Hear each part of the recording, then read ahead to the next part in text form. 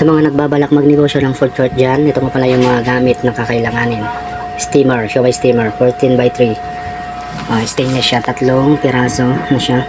Ganyan lang yung 14 by 3. Ang cute. Siyempre kailangan natin ng ice box cooler. Ito po siya, 30 liters. Paglagyan po ng mga ice. Tapos ito yung plastic canisters. Paglagyan ng mga sweet chili, yung garlic, mga ganyan.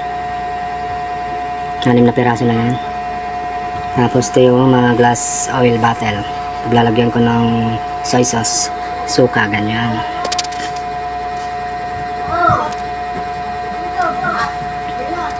Tapos bumili din ako ng yan, cover, pot cover. Stainless na rin yan, 34 cm. Maganda naman, matibay.